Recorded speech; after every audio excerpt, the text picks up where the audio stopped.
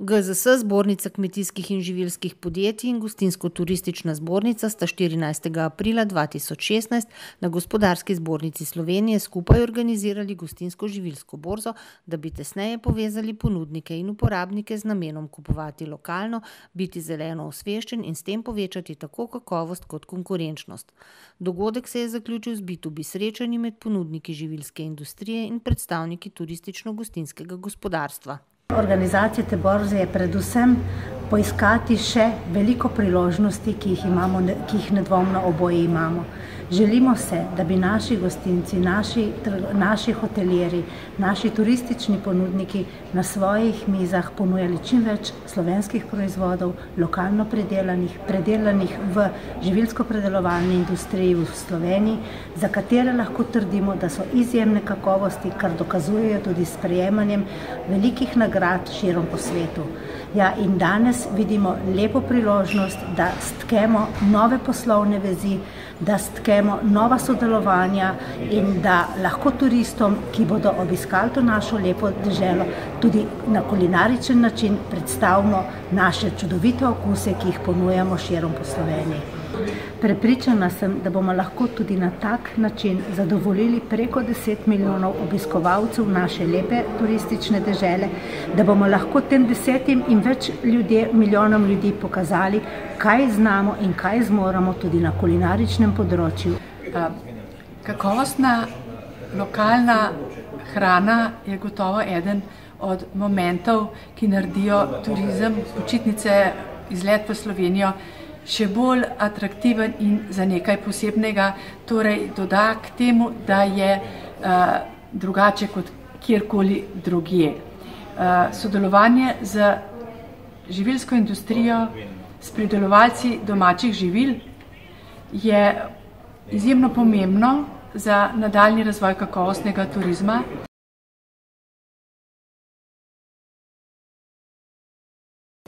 Sam se zavzemam za družbeno odgovorno gospodarstvo, ki ga dosti enostavno definiram tudi takole, da je potrebno poskrbeti, da čim več denarja ostane v lastni državi.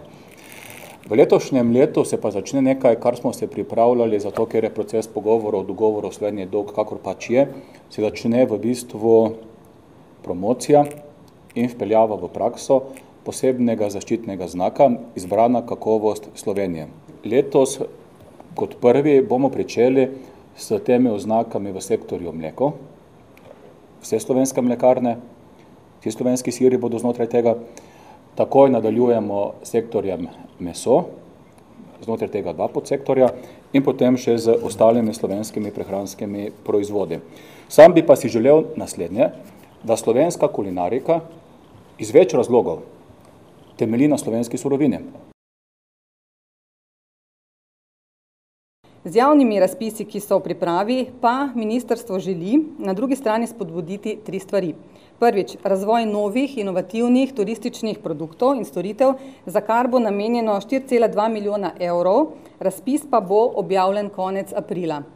Drugič, ministrstvo si želi okrepljenega povezovanja in sodelovanja na ravni turističnih destinacij, za kar bo namenjenih 2,9 milijonov evrov, razpis pa bo objavljen junija.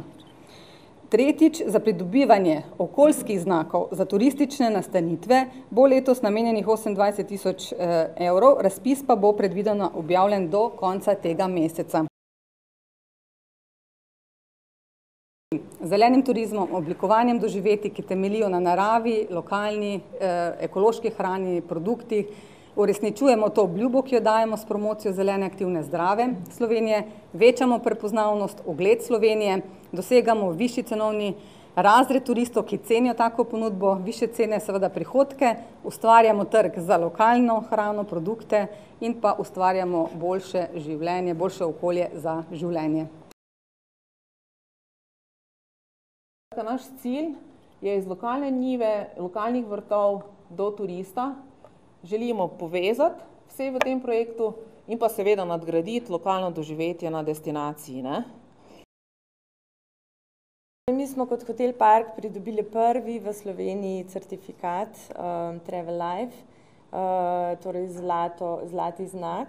Gre za mednarodno shemo, ki pa so jo osnovali v bistvu, ki jo je osnovalo Združenje agencij. In to je mogoče tista res največja prednost. Končno smo dobili tudi čebeljak na strehi, v naslednjem tednu zasadimo zeliščni vrt, tako da bomo imeli svoje zelišča, vključili smo se v čebeljo pot, zazelenili bomo v bistvu celo področje pred vstopom v hotelu, tako da in vse to seveda z našimi partnerji, lokalnimi ponudniki. Razmerje med dobavitelji živil in pa drugih prehranskih izdelkov in pa turistično ponudbo je seveda ključno v prihodnem razvoju ne le slovenskega turizma, ampak sploh prehranjevanja. Danes zelo veliko govorimo o tako imenovanih zelenih vsebinah, vendar, če bo to ostalo samo v raznih diagramih in pa preglednicah, bo to premalo. Mislim, da morajo temu slediti predvsem dejanja. Slovenija že danes lahko ponudi zelo veliko kakovostne hrane. Vprašanje pa je, če je na drugi strani, se pravi na strani hotelirjev, dovolj volje in še česa, da se to uresniči.